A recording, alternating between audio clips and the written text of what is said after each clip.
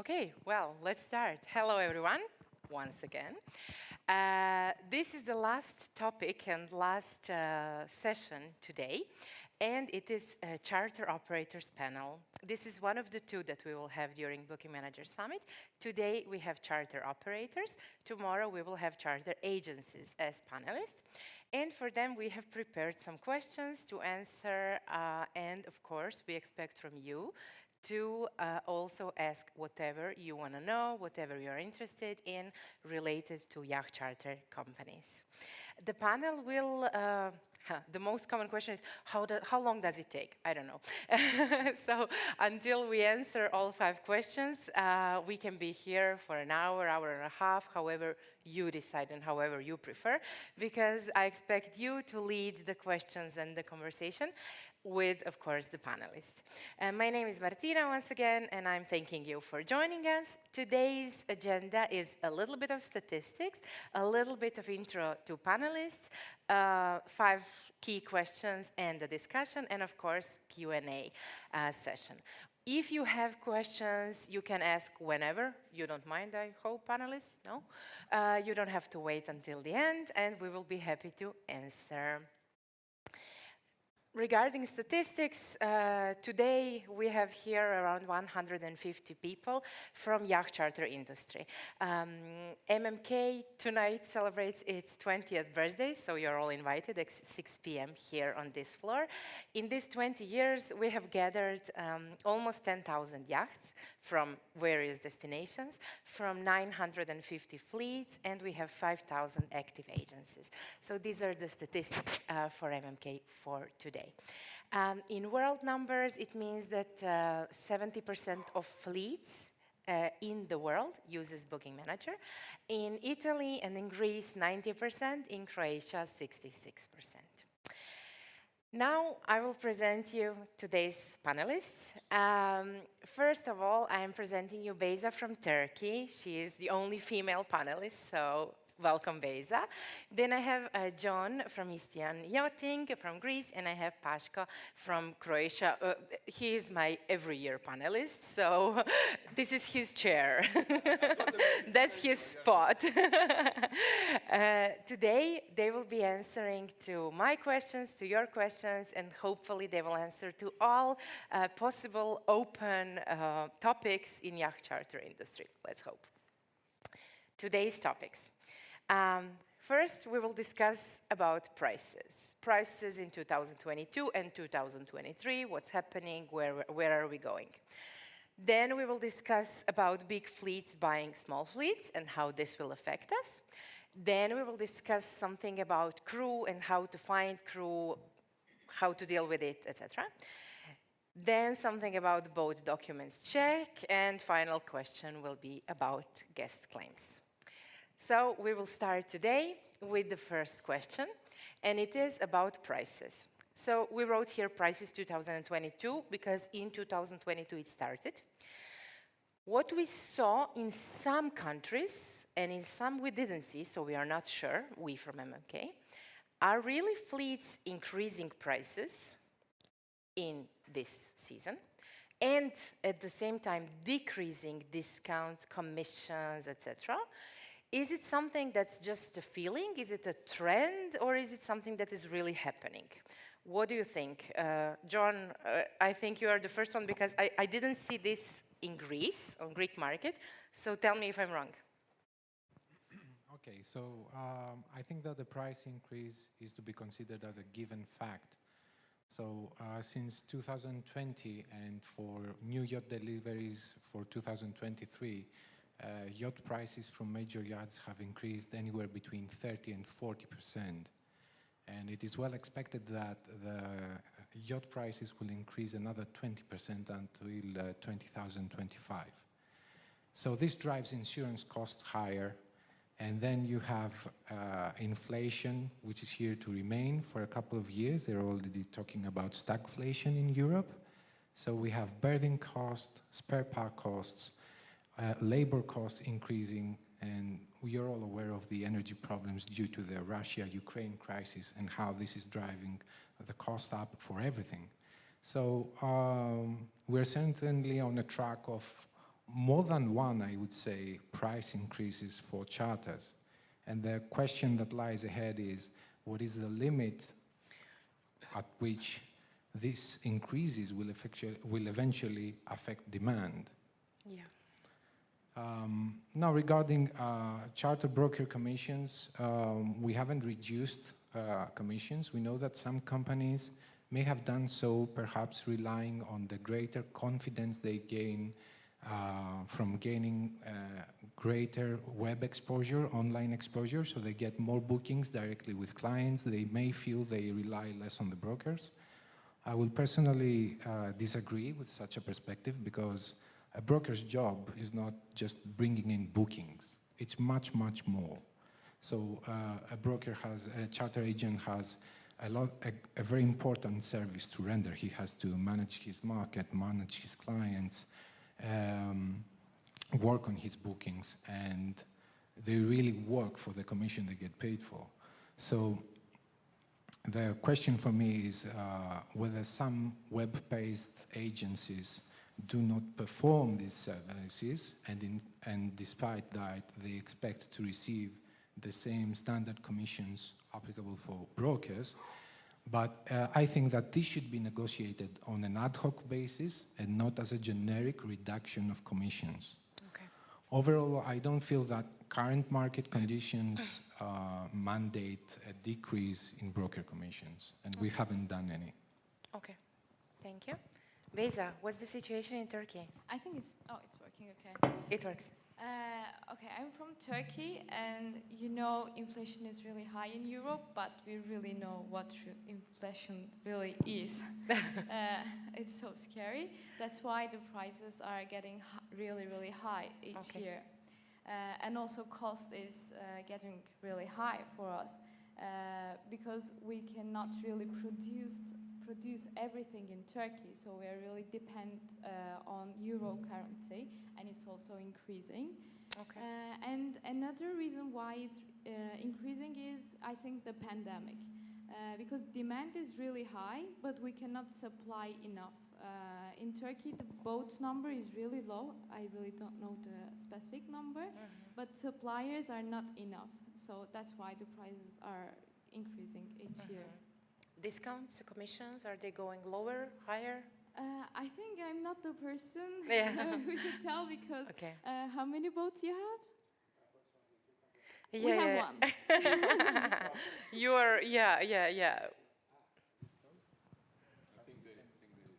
It's approximately 250 yachts. Okay, we have only one boat. That's why I'm not the one who decides the commission rates. Yeah, okay. Paško, what do you see? Hi.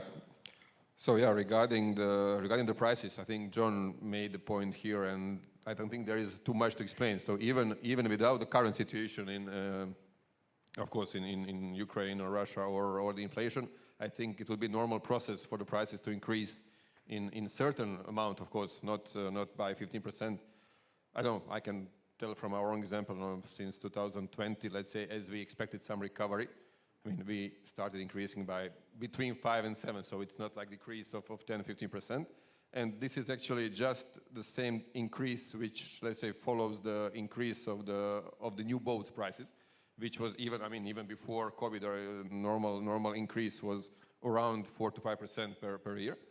So I mean, everything which is within those barriers, I think, is normal.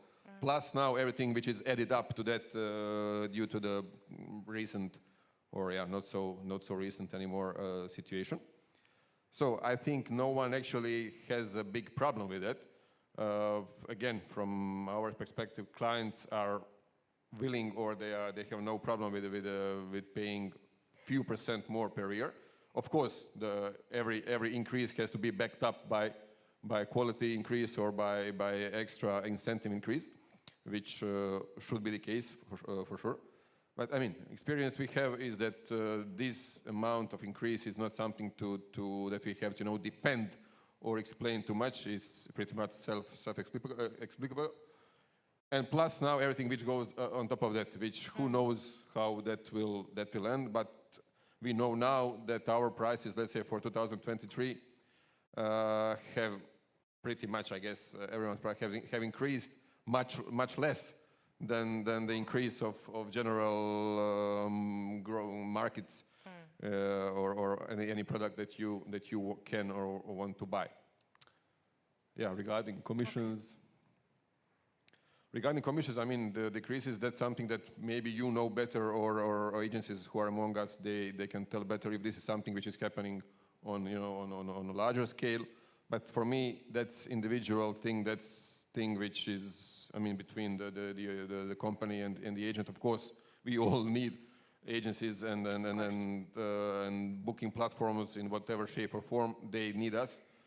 One thing which, as we are now talking about price increase, for sure, the price increase is a benefit for the brokers as well. I mean, yeah, if you calculate, of course, the commission on the same boat 3 years ago, the commission is much bigger now, even with the same percentage.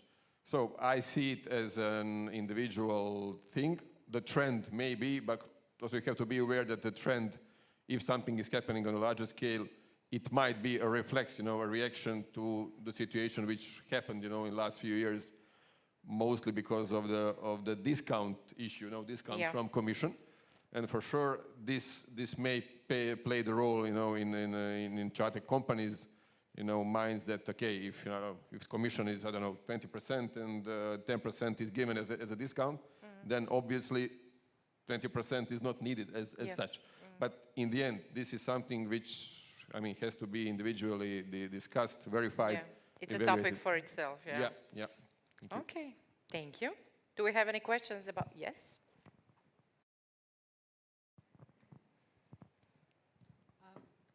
More comments rather than questions, if Super. allowed, from supporting Beyza from the Turkey point of view. I completely agree with John regarding the value that the agents create. If we are a fleet operator, a 2-year-old fleet operator in Turkey, and started with 1 boat, now 9 boats, collaborating with agents very actively.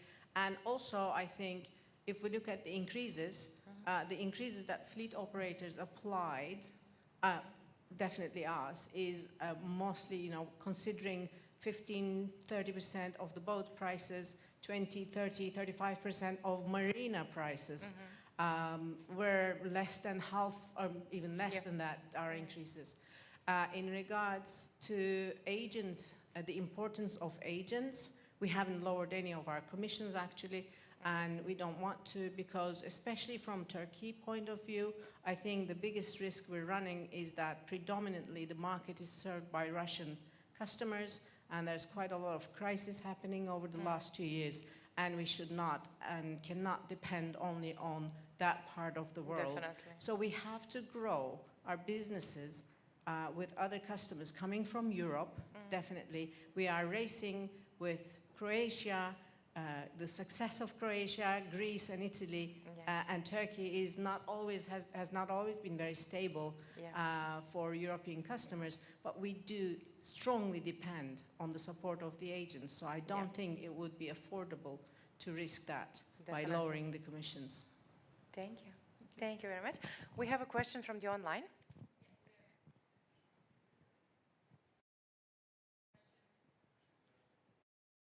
Turn on the microphone.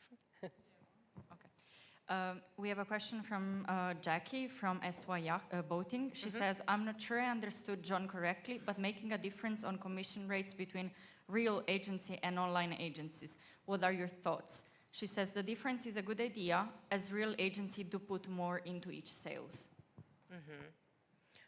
Well, definitely, maybe you want to answer, but I think I understood correctly. Like, if an agent does more than just like online booking, then probably he deserves more commission. Or what did you mean, John? It also works the other way around. I mean, each fleet operator is offering a standard commission for all bookings to all agents, so it's a uniform policy, and this is very much aligned between operators throughout the market. So when you have agents who do not deliver the service, then there is a basis for negotiating the terms of cooperation with them. But this should not become the basis of amending the general terms of cooperation with all brokers. Okay, so it should not be a rule, but exception, right?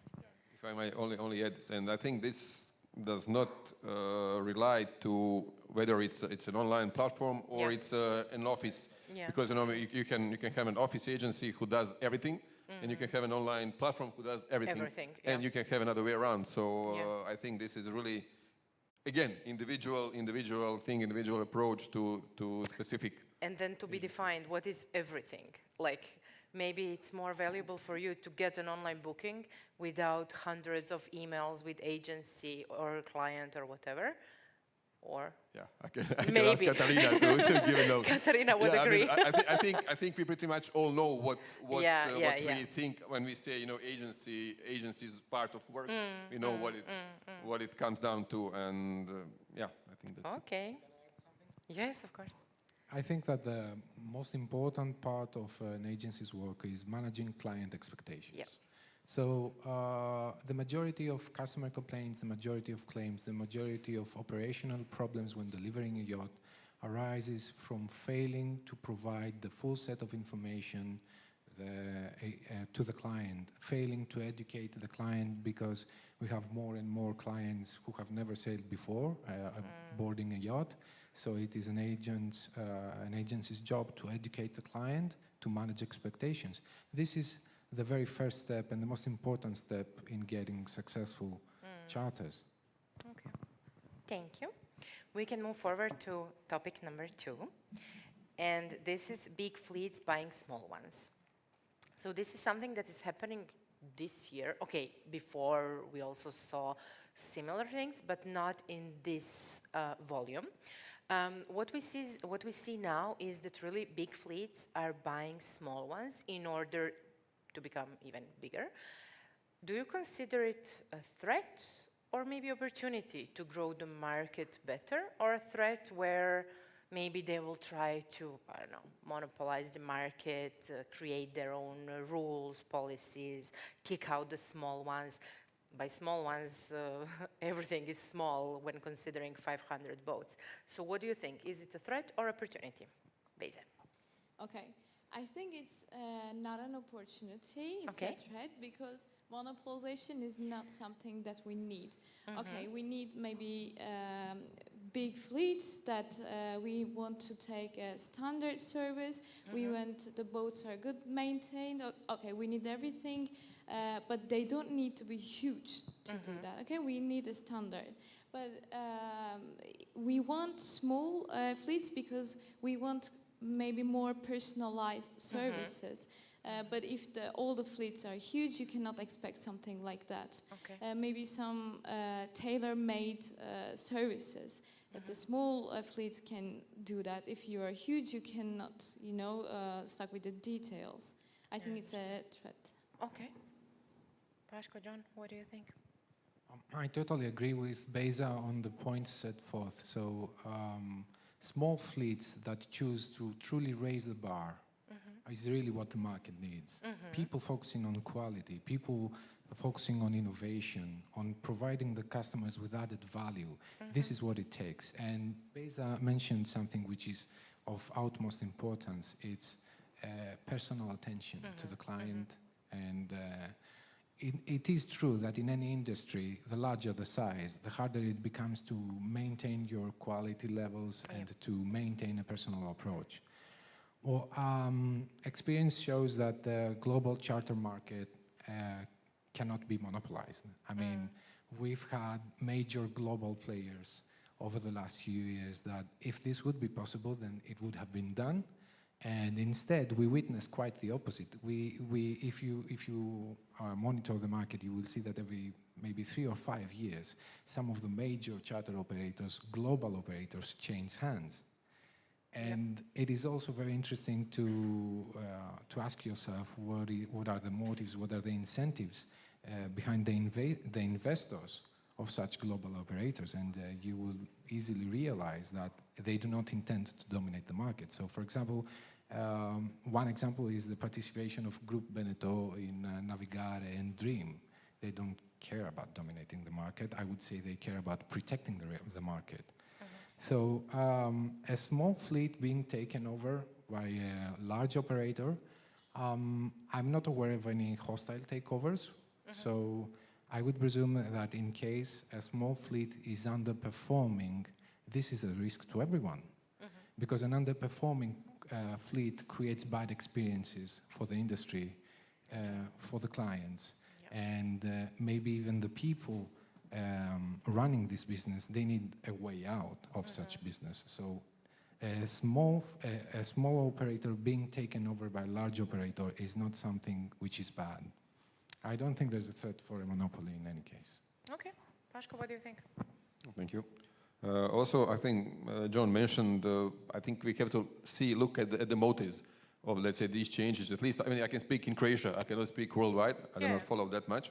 But the recent changes which we experienced in Croatia, they have, I mean, from what I can say now, one of the important motives, you know, charter business in Croatia is now running, let's say, seriously for about 20, 25 years, I think. And I think you can see that now the time has come for, it's like a generation change. So, you know, the company owners who started 30 years ago, if they do not have, you know, next, I don't know, you know, within the family or elsewhere to transfer the business to, their natural step, of course, is to sell. So that's, let's say, that's the motive why to sell. On the other side, if you look at the motives to buy, as John mentioned, Beneteau Group for sure was not, at least I think, the main intention was not to dominate the market, but maybe to protect their own asset, you know, at that moment. So this is again not a typical merging or story. Of course, there have been some others which, but from my perspective, for as long as those buyers, let's say big companies, are familiar to us and we know, let's say, the way they play and the standards they have, I do not see it, at least for the moment, as a threat. Within Croatia, again, I say, if you look at, I don't know, 10 number one biggest charter companies, now there have been changes, you know, but still it's the same lineup, you know, still the same companies are within the category of, let's say, 10 biggest.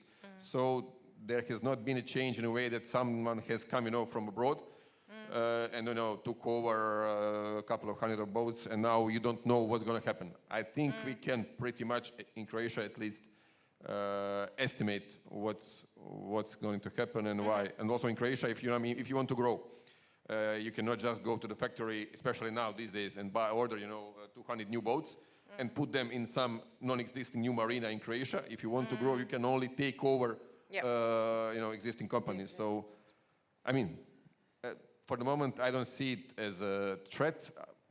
I hope that but they not will, as an opportunity, right? they will. I mean, I hope they will behave the way they did behave so far. Plus, back to the point, this provides opportunity for those smaller companies to you know to stand out with the more personal service and I think extra touch, which is always more difficult on the huge companies. So let's see it from the opportunity side. Quality over quantity. Do we have comments, questions from the audience? No? Hello to the panelists. It's very nice to listen to you. My name is Varga, so Paško, I'm here. Okay.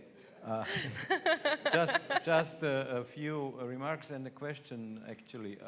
Small companies, small fleets are usually, should be more agile, should be more flexible. Big companies become bureaucratized, something like that. They are slow and not answering the demands on the market. Why is the problem with small fleet owners that they don't want to embrace some innovation? For example, everybody that I talked to told me that renting a catamaran is actually renting a motorboat, although it's a sailing boat.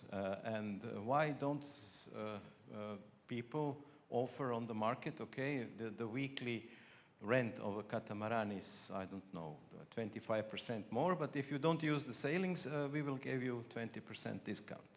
Or why are so few auction-based weekly rents for a yacht, for a boat? I almost none in Croatia is using an auction-based principle to rent the boat during the season, and this year we had some occasions where there were no boats available of a certain kind. This auction-based or discount-based for not using all the services, why is that so hard to implement in the business? I mean, I can just try to answer the first part. I didn't really understand well the second question. I think, but let's say regarding the catamarans, sailing catamarans, and discount for not using sails, I think we are still in the situation, at least for catamarans, in a position that we can or we think we can sell them full price, or let's say almost full price, sell them meaning charter them, without providing such inconvenience for the clients. If there were 300 new catamarans in Croatia in 1 year, probably we would have to try to invent something how to push. But for the moment, at least for catamarans, I do not see the need from maybe in the winter time. Yeah, so if you are really, we can make a nice quoting to you, a special deal, let's say in November up to April. So even if you can don't not use use the heating, engines as well, it's you can just stay in marina, we'll give extra discount. But yeah, I don't know, for the second part of the question, I didn't really understand, so if you can please. What did you mean Maybe by maybe the colleague John or. Just a simple addition. Sometimes boats are hard to rent. So put a low price and put them on auction. Auction. Well, I think we are again back to the same answer as before. Yeah, if there is huge demand. I think that's actually the case which happened last year. If you remember, high season 2021, that was, it was not officially an auction, but there was an auctional behavior. So, but I think we also learned some lesson from that. So, it stays as an option. I don't know, John. It doesn't have to be an auction. In MMK, we have the revenue planning functionality, which is actually a startup of some kind of new pricing policy possibility, where basically, so we scan the entire market, and you can compare, fleets can compare their boats, their availability, with other players' boats on the market, and see, oh, my price is higher or lower, but demand is higher or lower. My boat is cheaper than others, but there are only 2 left, so I can increase the price. Unfortunately, not many charter operators use it in that way, like, oh, I can decrease discount or I can increase the price because I will anyway sell this boat. They use it vice versa, which is fine, which is okay. They see, oh, I'm more expensive, I will lower the price because I want to be sold, which is fine, obviously, but maybe we could use it also in another way to level up the prices, if you agree. Well, if I understood the question correctly, the proposal is that you put on auction charter weeks, depending on the level of demand. I will agree with Paško that the current market conditions do not mandate such a necessity, but I think this could only work the other way around. So in periods, in years, in seasons of high demand, as was 2022, an auction system would actually lead to clients bidding on a higher price to get a charter week because of non-availability. I think that's actually what Miroslav meant. This is what you meant. Yeah. Well, it is a reality that yacht owners, charter operators, they rely on bookings made in advance to maintain sufficient operating cash liquidity. So this is a factor which prevents the market overall from negotiating prices on such a model on a late or later within the season stage. I think this, in my opinion, this is the main fundamental factor that would prevent some pricing of this kind. Thank you. We have a question. Luca? Thank you.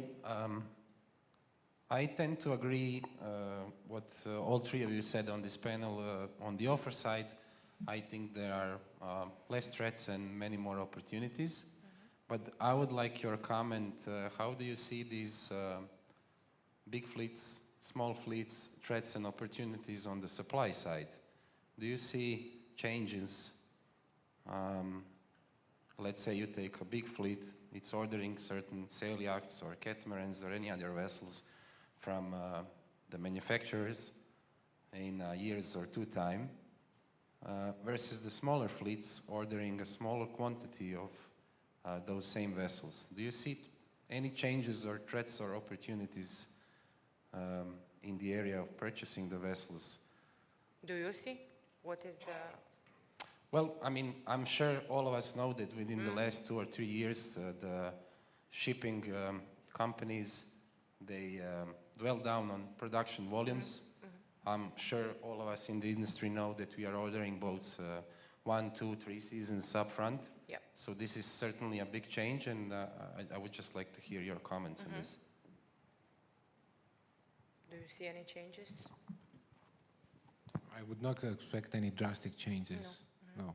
I mean, unless there is some major macroeconomic or geopolitical event that would seriously affect the demand for yachts, which currently exceeds the productive capacity of the yards over the last several years, I would not expect any change. No.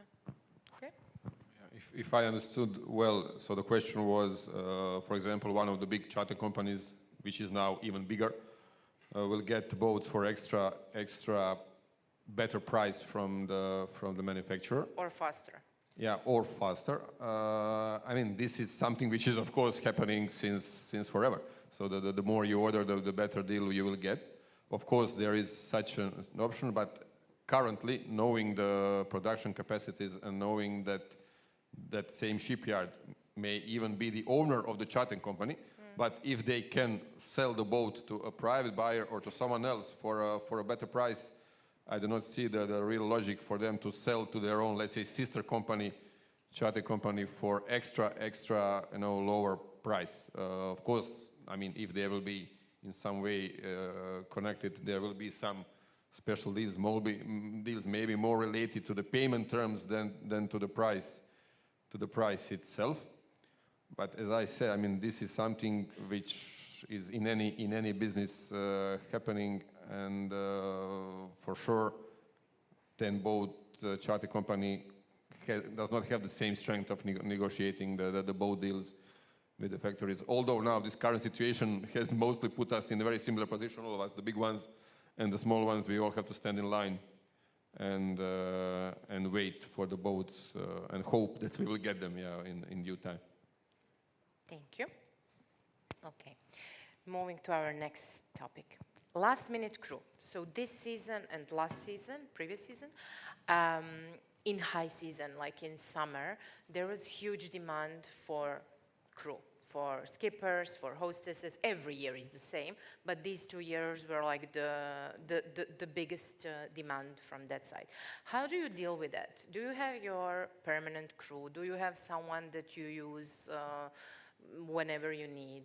How do you check them? Where do you find them? How do you deal with this where you really don't have enough capacity of crew for boats?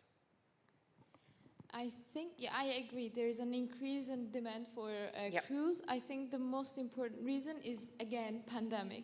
Because, okay, there are bareboat rentals who knows how to sail, but again, there are so many new people who has no idea about sailing, and they still want to rent a boat because 5-star hotel is so old school. We want something isolated, so we rent a boat. So we need a crew. Actually, I think finding a crew in Turkey, I can speak, we don't have any specific website or, we don't have anything. So the only solution is network and relations.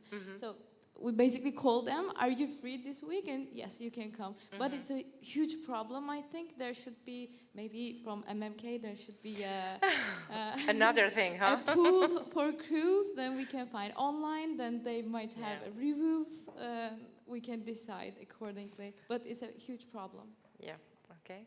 John, how do you handle it?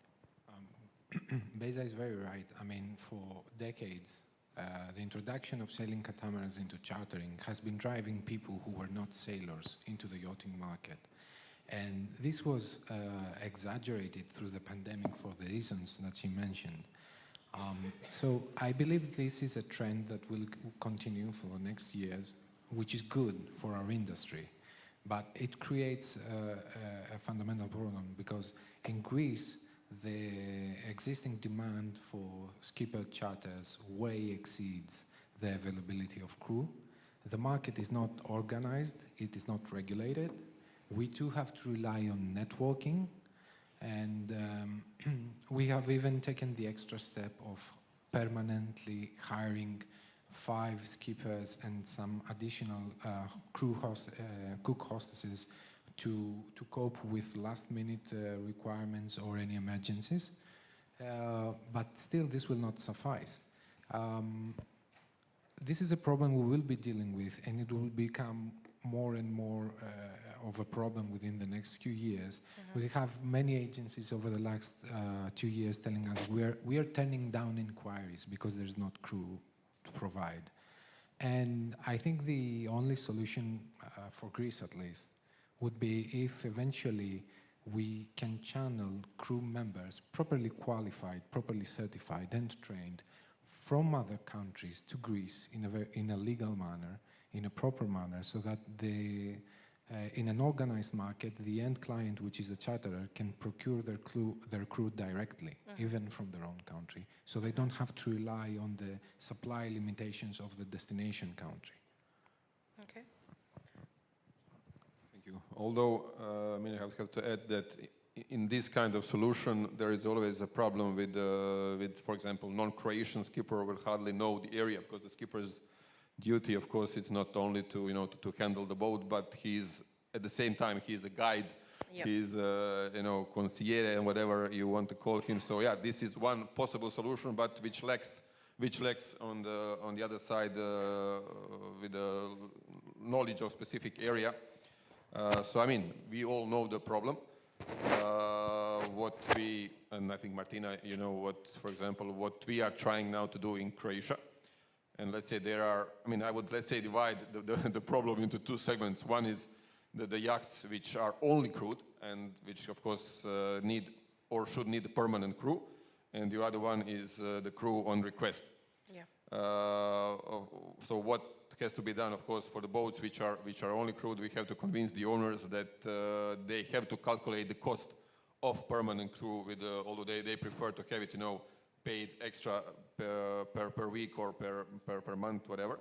So they will have to realize that in order to promote their boat the best way possible and to provide the best experience on the boat, they have to live with the fact that they have to cover the cost of the permanent crew all year round. On the other side of the story with optional crew. We came to the point that we made arrangement with the local training center, and we will work together in a way that we both find candidates and we try to train them, to drill them to the standards which we see fit. Because one thing is to find crew, another thing is to know that he or she is up to the standards that you expect. Especially in the last minute bookings, because obviously the logic would say that those who are very well and professional, they will be booked months ahead. So the ones which are left, but let's say in Croatia at least, now we have a couple of charter or crew associations which are very active.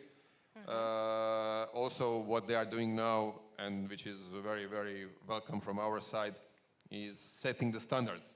Okay. Which I think was a problem so far. They could provide the person but you would not know what exactly the person does and in which manner. So now they have like a book of standards which should be applied to all of these crew members, of course. But still, I think we need to produce more. So it's one way is to push, the government, Turkish, Croatian, Greece, to have like a new part of the educational process which will train people for this specific. As I say, I mean, in Croatia as well, of course, in Greece, and you have schools which train maritime stuff, but this is a little bit different. This is, maritime plus hospitality, which is not really easy to do. So at the moment in Croatia, as I say, we have associations which gather people which are now applying certain standards, and plus, let's say, individual companies, for example, like us, we are trying to make cooperation with the training centers who do this professionally. So that's a way to do it. For sure, it will not come overnight, and it will not resolve all the problems in 2023 or 24. But I mean, it's a step forward at least. We have here one academy, Croatian Sailing Academy, that is actually dealing with this crew. Can you give us your thoughts and experience? You will get a mic soon.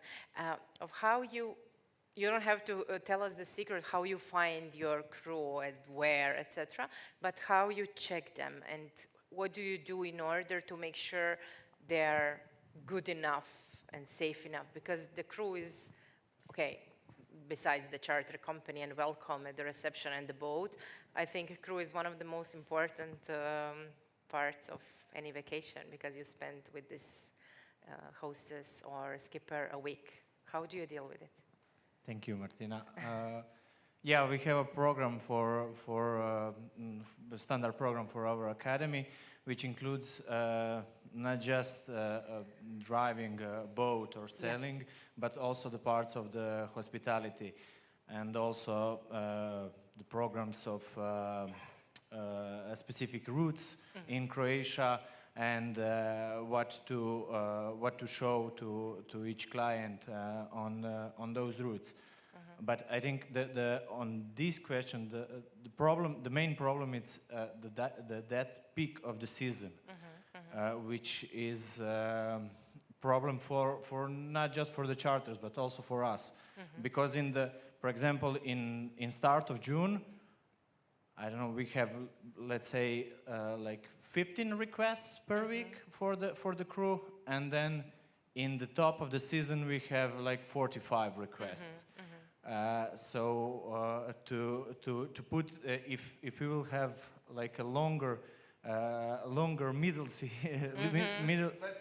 Yeah, that's right. That will be much better for all of us. Okay. But I think what Paško says, the government didn't give any specific program for the teaching those kind of personnel, which includes maritime and hospitality. So it's for each of us companies who are dealing with that is to provide our own program. Okay. Yeah. Zizu, Yanis, how are you dealing with skippers, crew? Where do you find them for your clients? That's a good question. If it's a secret, charge it to me. We have good partnerships sometimes. That's why I now grab the opportunity to network a little bit more. No, I mean, it's a big issue. It's a big issue. Crew in general in our industry is one of the key elements of success. Yeah. Indeed, hospitality plays a very important role. It's not only sailing a boat or preparing a breakfast. It's like also how comfortable you make the staying to your guests the week or the more time that you stay with them. Yeah. It's a very big topic. I think we need to democratize this profession. It's still freelancing in many countries. I do understand many people that they are not keen to do it because they say, okay, I will get a couple of weeks, and what do I do the rest of the year? Plus, the one thing I believe it's completely unfair, especially towards the experienced crew, is that there is a flat rate to everything. So if someone starts tomorrow and I'm 10 years skipper, we both make the same money. That doesn't make sense. And maybe something to be discussed tomorrow is also the review system behind also the skippers, which at the end, and I will close on that because if I start, I will not stop. Not to stay here. Is that what we face as a big issue as an agency is that a customer books, requests a skipper, we align with a charter company, hey, make sure we have a skipper, and they don't match each other. And that comes boomerang back to us. Okay. And that's a responsibility we have to get rid of, both charter and agency. Okay. The customer needs to have the opportunity to select by him, herself, to choose the crew. And then it's their responsibility, it's in brackets their fault, if it fits or not. Because right now it's a big pain sometimes. And if it doesn't fit, who will be responsible? Like guest? I mean, he picked wrongly? Or if we have reviews, then? I mean, the review system will help a lot. The review system will also help a lot to attract more people into that profession. Because if suddenly you realize instead of making, I don't know, 200 euros per day, I can make 400 euros. If I have 300 reviews behind me and 10 years of experience, I can make 400 bucks per day. If someone wants to pay 25,000 euros per week, I bet my everything that can pay of course. easy 400 euros per day. And that's pretty much it. Thank you. We have a question. Yeah, so I have more of a comment because next to the co-founder of Floatist, I'm also a skipper. That's how I got into the yachting industry. So I have a lot of experience, also skippered a lot of boats for Istion. Oh, nice. And it's funny for me to hear this, that to you guys, finding crew is such a big problem because in my experience, I have a lot of skipper friends and hostess friends who are actually doing skippering full time. So that means that they are from like May to October or September, they are skippers and chefs, and then they have a winter break. But for a lot of my friends, it's difficult to find the right jobs. So in my opinion, big part of the problem is matching supply and demand. And it's not the supply of the skippers, but it's a matching problem. Okay. So if anyone needs any skippers, feel free to call me. I will hook you up. Girl skipper, that's nice. Huh? Yeah, hotline. Good.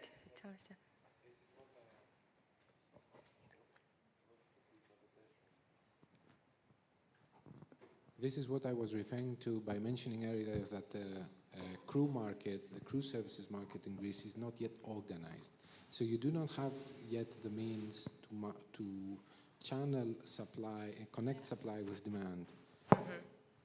That's completely correct. So I'm in a Facebook group with about 1,000 skippers and chefs, of which I know personally, I would say over 300 or 400 I have met personally. Okay. So I consider this group like one of my friends' groups. I interact very much with this Facebook group. So it's all very unorganized. It's ridiculous that we have to do this through Facebook or WhatsApp.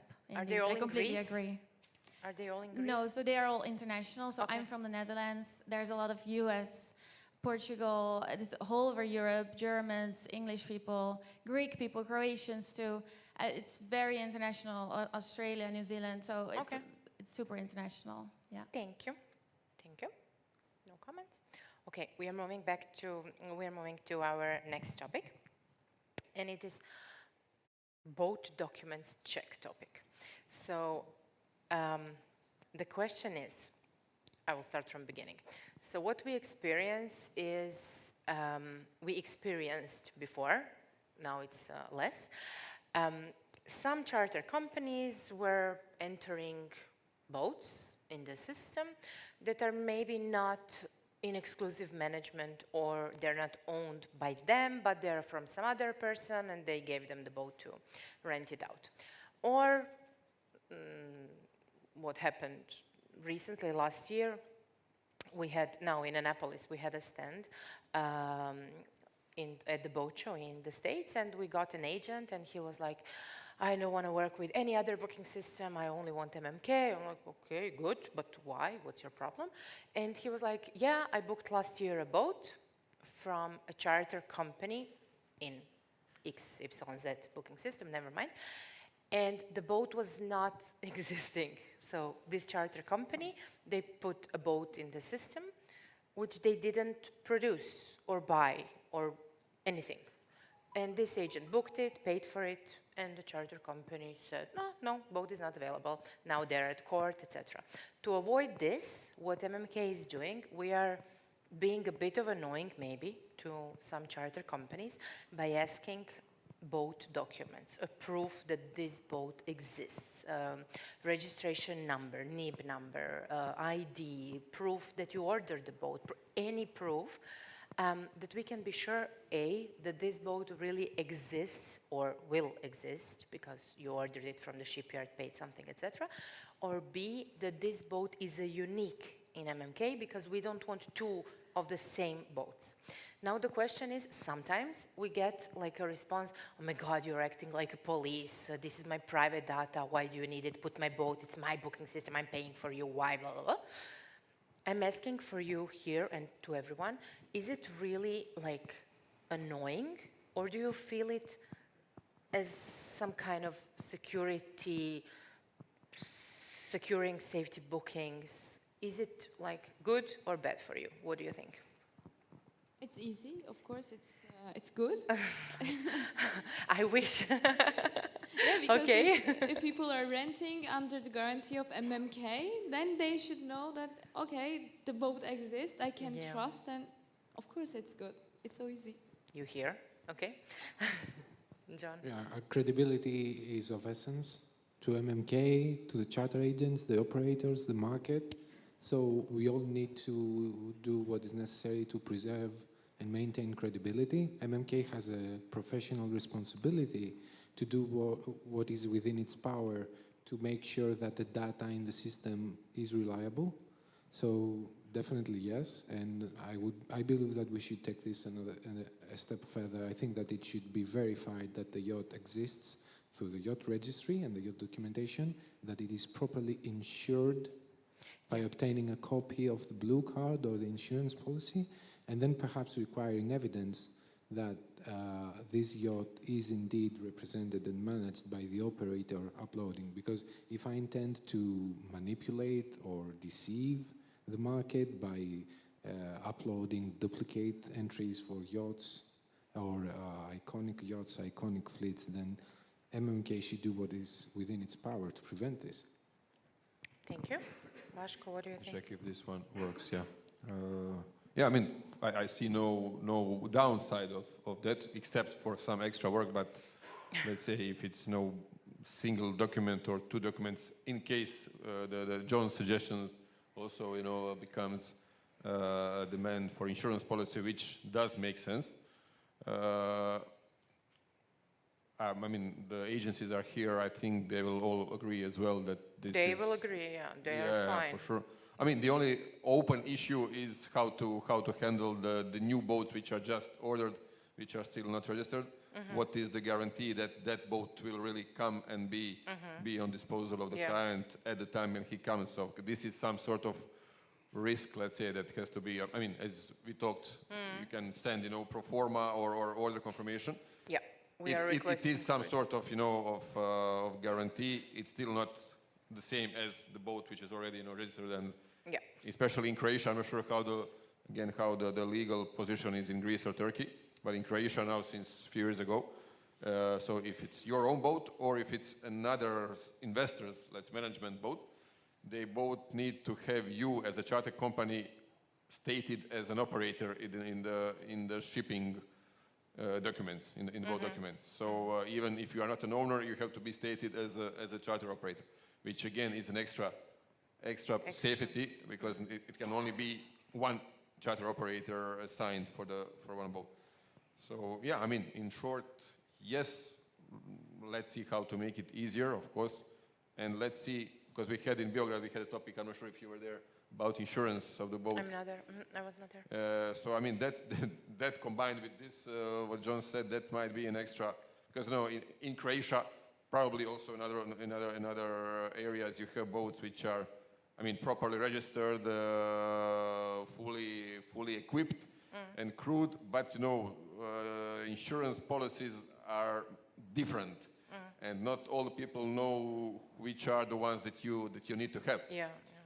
And it's easy to even make a mistake, not deliberately, but you can just keep. So if that can be also put as a standard, that for example third-party liability has to be there, I think that would even make more safety to all of us. Yeah. Okay, so you want us to be even stricter. Okay, I have it recorded. Good. Do we have questions? No? Comments? Tell me, you will get a microphone.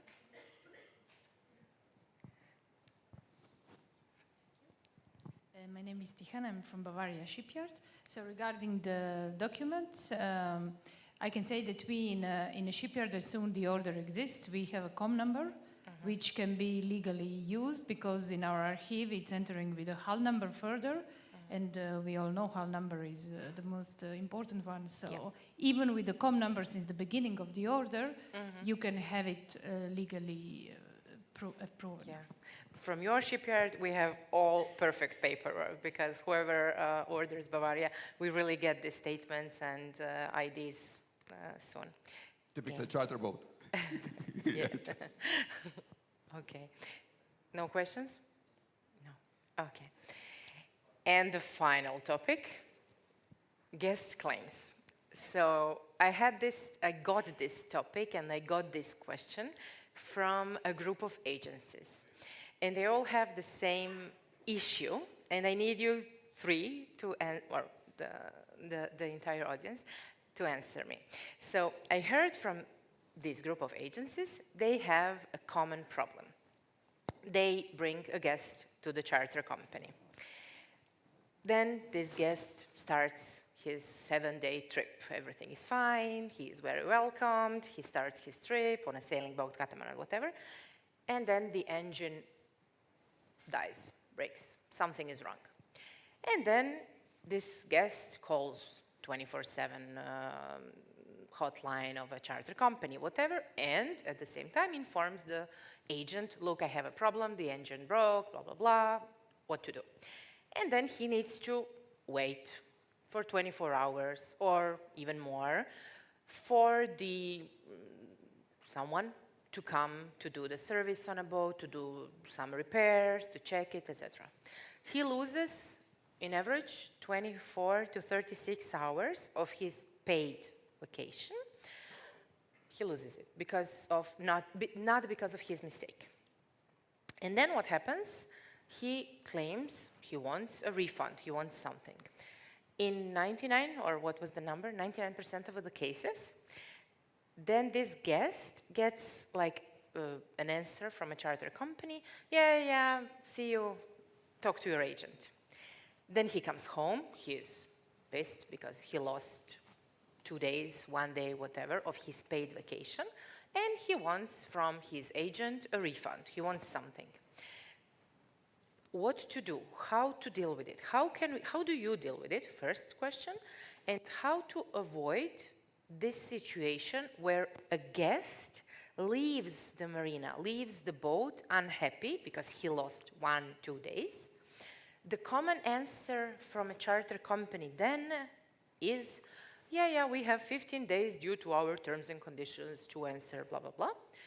And then the common advice from them is, okay, next time when he books a boat, we will give him 5%, 10%, whatever discount. This, of course, will make client unhappy because he doesn't want a discount for something that was broken and he could not sail. How do you deal with that, and what would you recommend how to deal with that? Paško, you can be the first one. Yeah, honestly, I think this is where the difference comes up. So these are the situations in which agencies can see first in which way a company reacted to resolve the problem.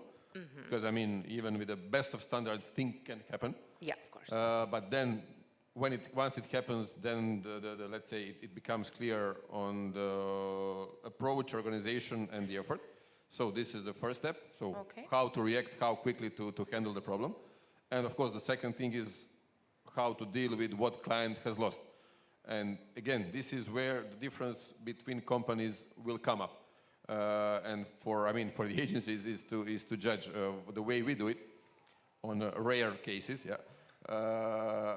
Of course, the system is set up luckily, or let's say by intention, we are organized with all the fleet in a single base, which makes it, I guess, a bit easier. I don't know how it's between multiple bases.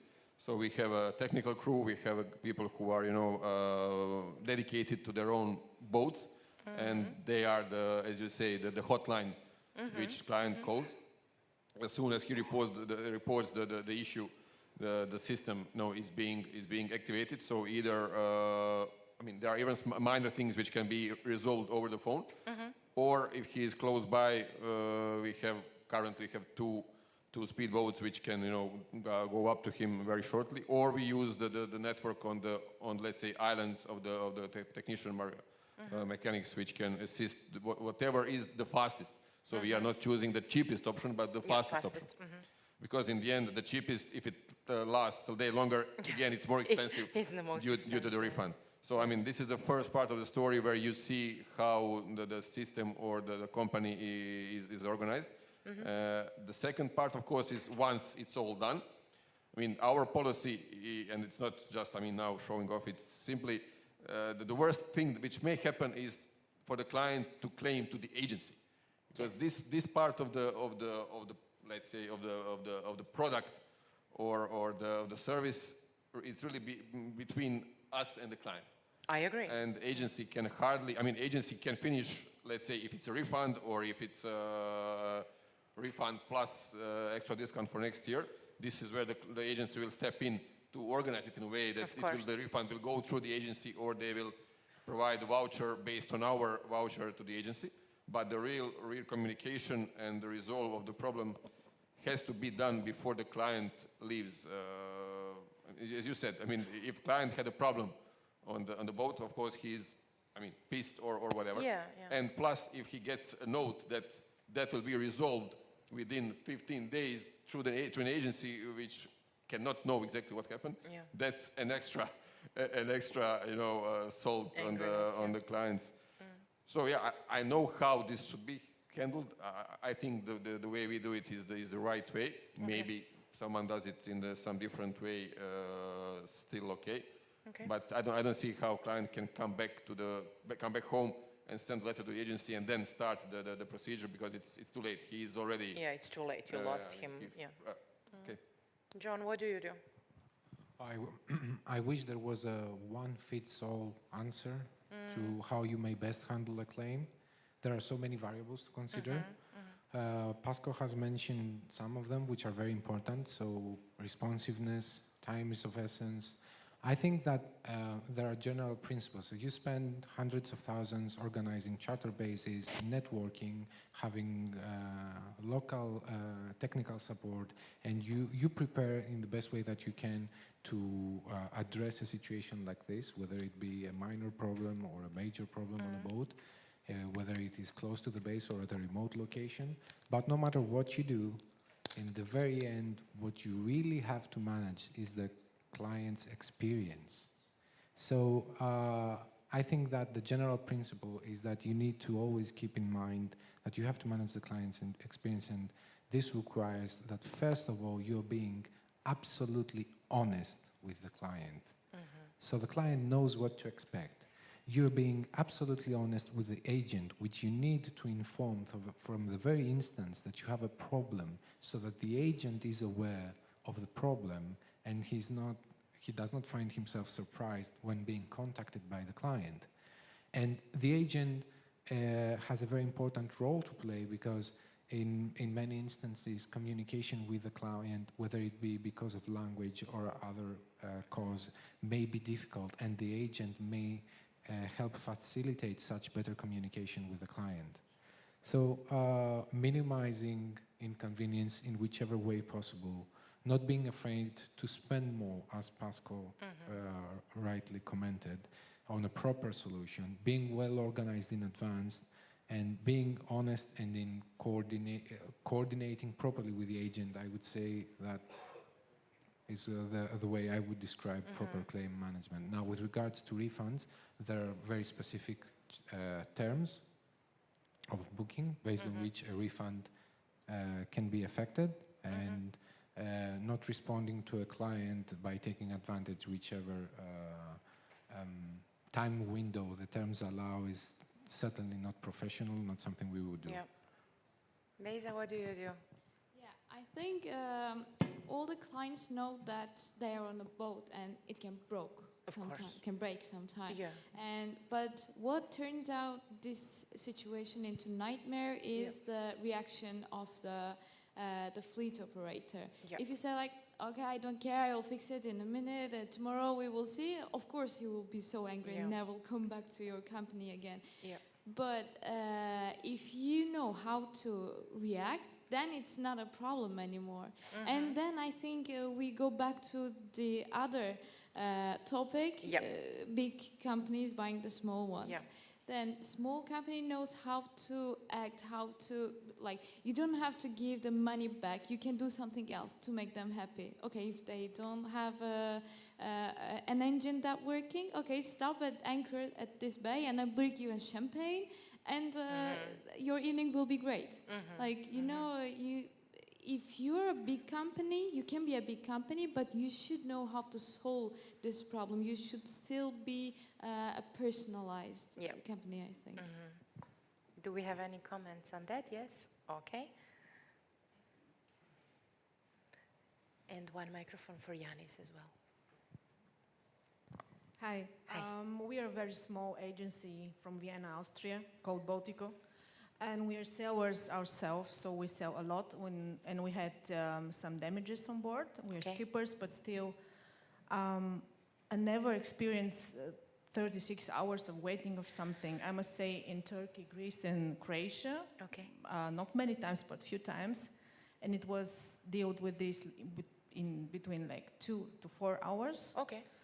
And I think this was an exception, what you just mentioned. And there are two things that we do as an agent. Educate first. We offer insurances. So with the AES, you have like 180 to 200 euros, and everything would be dealt with insurance, with the damages. So if we inform the customer on the right way, they always buy. Especially the ones that don't know the business, that are the first time, they are afraid, they don't know what to do. So they would spend this money like under 200 euros to secure themselves. And the second thing, it's a little bit a legal thing, because if you do connect with the right lawyer and you have a really good contract, a charter contract, so we offer always our own charter contract, and it's written, if this happens, we do not pay anything, or the boat owner or operator is the one to deal with this. So if you inform your customer before and you have the legal documentation, it's not really a problem. I don't see any problem in this. Okay, good. Thank you. Yanis, and then we have the question. Claims. I think claims is the pink elephant in the room between agencies and charters and the customer. It's something that charters and agencies specifically have to work more in the future and sit down and a little bit align themselves. I'm partially disagree to charge the customer for an extra insurance if the engine breaks. That's something that the charter or the agency needs to be insured, so that at the end cover the customer for this loss. From the agency point of view, the last couple of years with also COVID in our lives, this chargeback topic became a big thing. So I can tell you that, yes, you might say that I give you a bottle of champagne or an extra service or an extra refund. If we don't put the customer to sign a paper that says, I'm fine and I'm happy with what's happening, and I some sort take out of myself of any other legal, I don't know, adventure, I can promise you for sure, when they will go back at home, they will go and do a chargeback.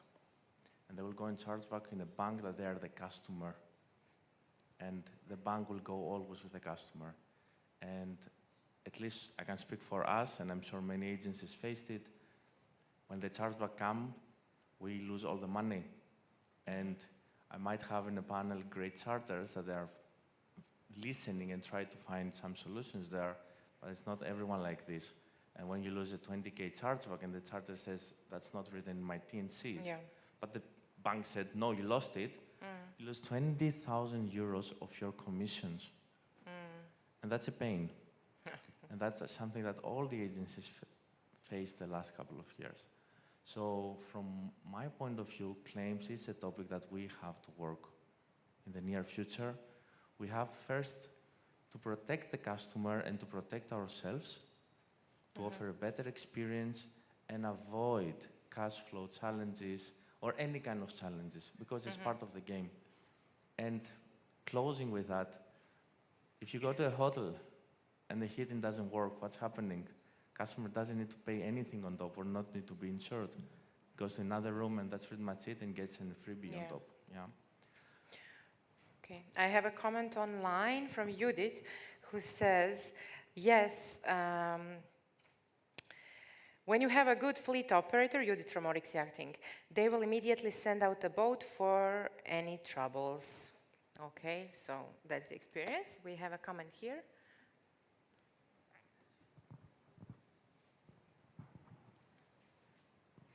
So I think what we're talking about here is there are two ways we see from the larger operations and from agency side. There's quite a lot that can be done in terms of educating the customer, actually not managing their expectations and educating them, taking precautions about having good contracts, good insurances and everything. From a small fleet operator point of view, that started just 2 years ago, which is growing fast. For us, a problem on the boat can also be an opportunity. That's how we see it. From our point of view, we think that once we solve the problems of a customer in a very good manner, fast manner, that they go back home happy. That's correct. The agency that worked with us will hear about this and they'll book us again. Yes. So this can also be an opportunity for us. Definitely. This is how we approach it. Yeah. It's the matter of the approach, because if you fix the problem, nobody will remember a problem. This is another way of selling ourselves in a very proven way to the agencies, because that relationship is very valuable for us. Okay. Do we have a comment here? Yes. I'm representing the charter company Moriot Club here in Croatia. However, we're also a quite big tour operator in the Scandinavian market. And last week we finished up our yearly customer satisfaction conference. And since we then work with both our own boats, but a big amount of external fleets as well, it's quite clear that the fleets where we have lots of problems with the boats tend to be the fleets where we have also the biggest problems dealing with claims. So it's quite one-to-one. And as we had in one of the earlier slides here, we talked about the pros of having a market with a lot of charter companies, but also the cons of it. And looking at in the tour operator's perspective or the broker's perspective here, there is huge opportunities, but also quite big risks for the tour operators trying new charter companies. And MMK, I believe, can be a big part in the solution here by actually facilitating some sort of internal reviewing system only visible for charter companies and for the brokers, where we can put these things to surface. Because we have it. You saw it? No, I haven't looked into it. Okay. So but I believe that there is a lot more to do in these areas in order to bring these kind of problems to the surface through the platforms. Okay, thank you. So in regards to that, in MMK we do have on bookingmanager.com portal for agencies, we do have a review system from a month ago. It's been a month or a month and a half. So basically, every agent that makes a booking through MMK, of course, can leave the review about this booking, about this boat, about this experience of his client, etc. This review, of course, has to obey the rules. It has to be polite, without any rude, dirty words, without disobeying GDPR, etc., etc. These reviews are then visible to everyone and are shown in search results. Also, every agent can rate an experience with a charter company. So maybe his booking was great, everything was good, the reception was great, etc. But the boat was great, everything was super. But then later they had problems with the charter company, whatever. They can rate also the company or the booking itself, meaning the boat itself. So basically, we do have that, and we really hope, and I want to encourage you all, agents, and charter companies, to invite your agents to leave the reviews, because every day, honestly, every day, I personally, my colleagues, we get a phone call or an email. Hi, Martina, I have a booking that I want to make, but I'm not sure. I don't know this charter company. Are they reliable, not reliable? Do you have any claims, complaints, etc.? Of course, we always answer yes or no, etc., etc. But we are not completely objective. Reviews are, and do the reviews, enter the reviews, and encourage your agencies to enter reviews. We have a comment here.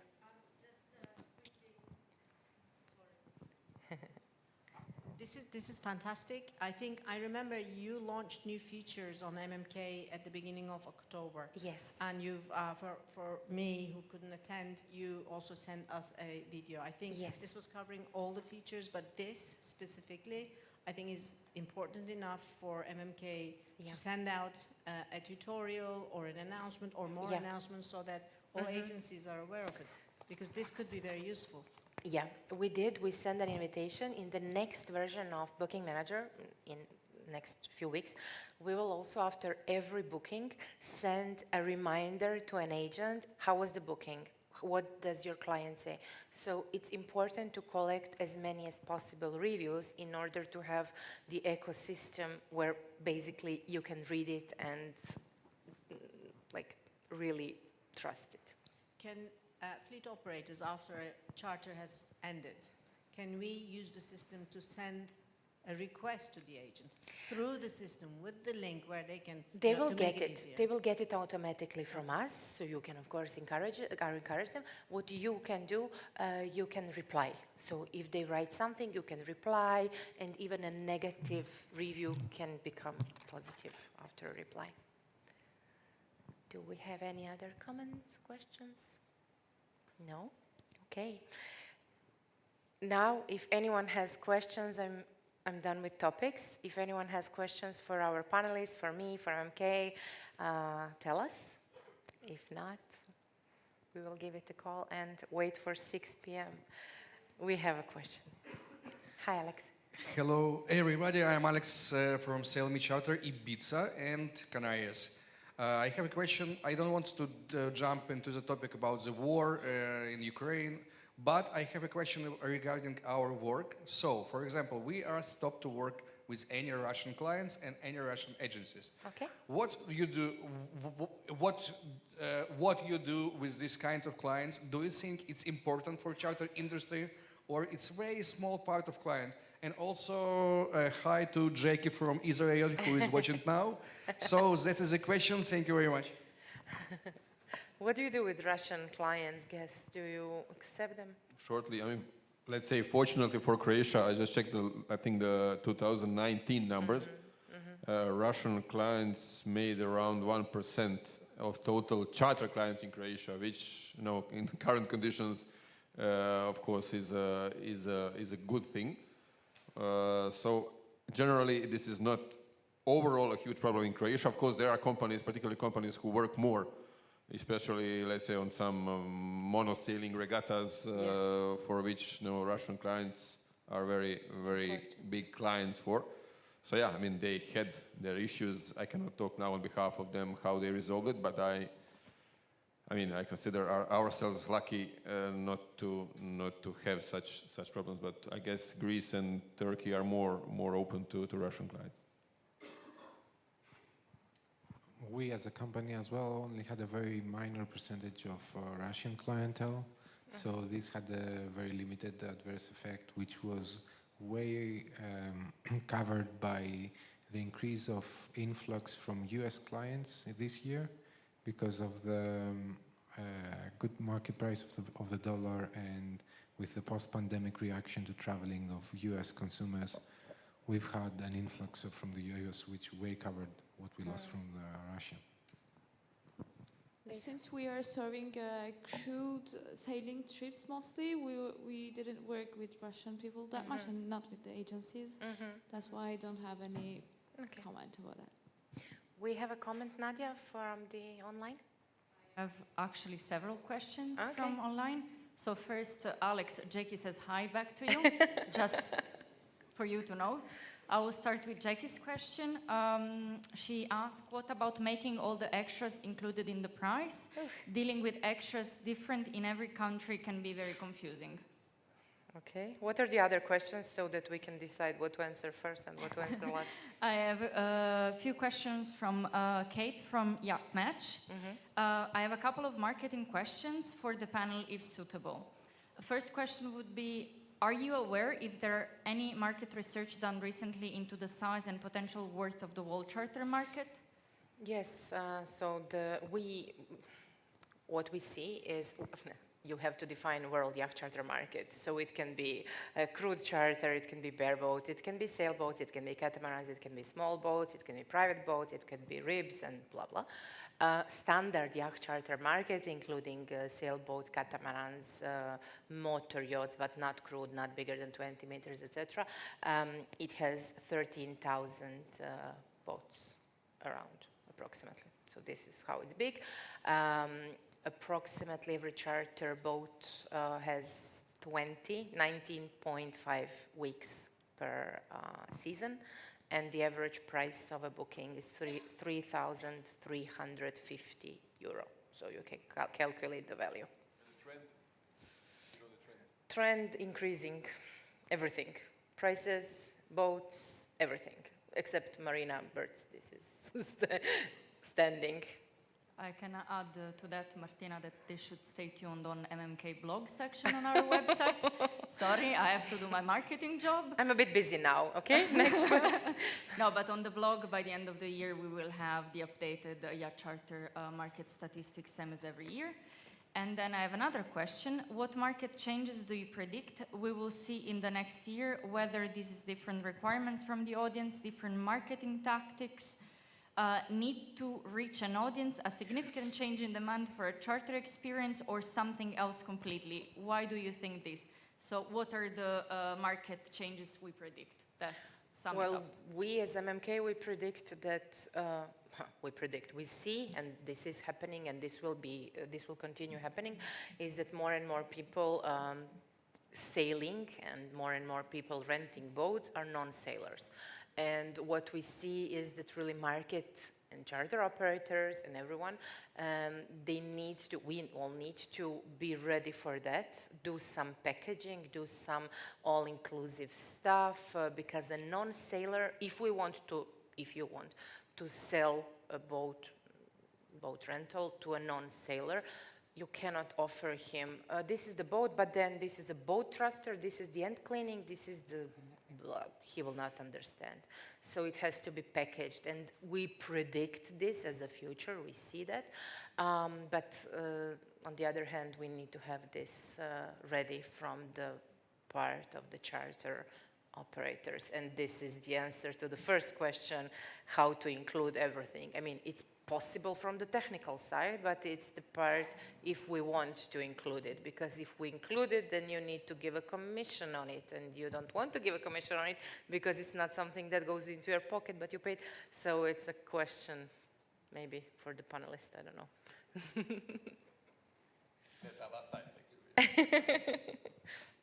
It's what you already mentioned, Martina. If you are to include all extras in the charter price, then you would have to put a minimum applicable by law profit margin on this cost, and this would raise the total price for the end client. Yeah. So the basket would not be 3,300-ish euro, it would be 5,000, and then the commission would increase, but then the profit for the charter would be less, and for the owner, etc., etc. Do we have any other questions?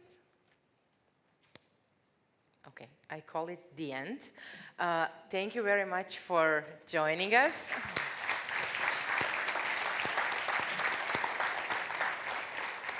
It's been 90 minutes of really quality, constructive conversation. Thank you.